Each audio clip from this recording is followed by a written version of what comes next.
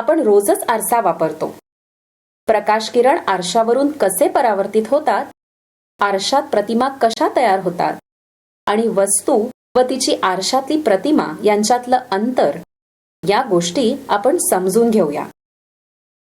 या प्रयोगासाठी आपल्याला लागणारं साहित्य: टॉर्च, मेणबत्ती, बुद्धिबळाचा पट, शार्पनर, चार्ट पेपर, एक पडदा, कात्री, साधा आरसा.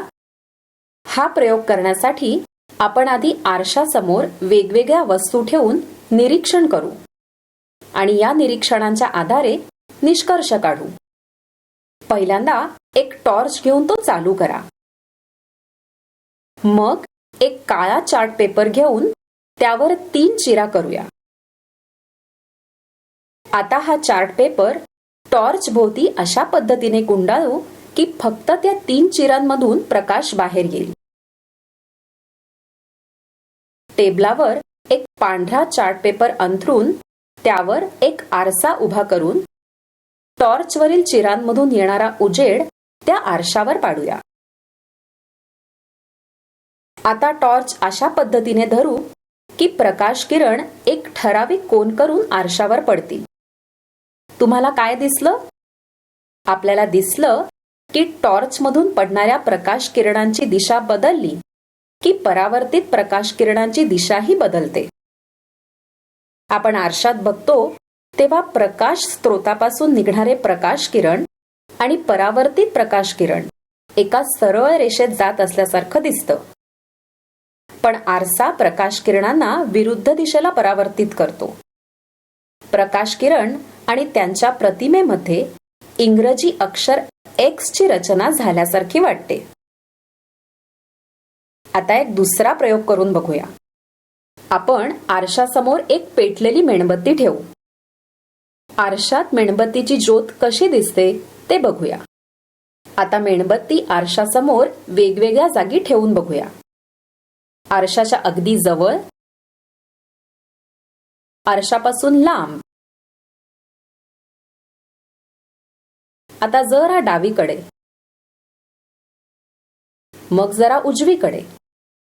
दरवेळेस मेणबत्ती हलवल्यावर तुम्हाला काय दिसलं? दरवेळेस मेणबत्तीची जागा बदलली की प्रतिमेची जागा पण बदलते, पण प्रतिमा जशी आहे तशीच दिसते. प्रतिमेचा आकार हा बरोबर वस्तूच्या आकारा एवढाच आहे. या प्रतिमेला सुलटी प्रतिमा म्हणतात. आता आरशाच्या मागे एक पडदा ठेवूया. काय दिसलं?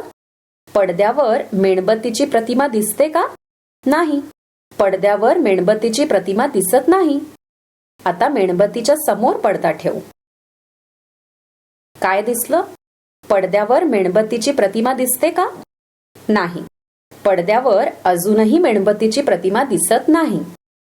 तर आपण असा निष्कर्ष काढू शकतो की फक्त आरशासारख्या परावर्तक पृष्ठभागांवरच प्रतिमा तयार होतात. एक शेवटचा प्रयोग करून प्रतिमा आणि वस्तू यांच्यातलं अंतर याबाबत जाणून घेण्याचा प्रयत्न करू. एक बुद्धिबळाचा पट घेऊन त्याच्या कडेला लागून एक आरसा उभा ठेवू. आरशापासून 3ऱ्या चौकोनात पेन्सिल शार्पनर सारखी छोटी वस्तू ठेवूया. तुम्हाला लक्षात येईल की चेसबोर्डवर जर शार्पनर 3ऱ्या चौकोनात ठेवला तर आरशामध्ये सुद्धा त्याची प्रतिमा 3ऱ्या चौकोनातच दिसते. आता वस्तू 4थ्या चौकोनात ठेवा. आरशात ती वस्तू कुठे दिसते? तुमच्या लक्षात येईल की चेसबोर्डवर शार्पनर 4थ्या चौकोनात असला तर आरशातल्या प्रतिमेतही तो 4थ्या चौकोनातच दिसतो.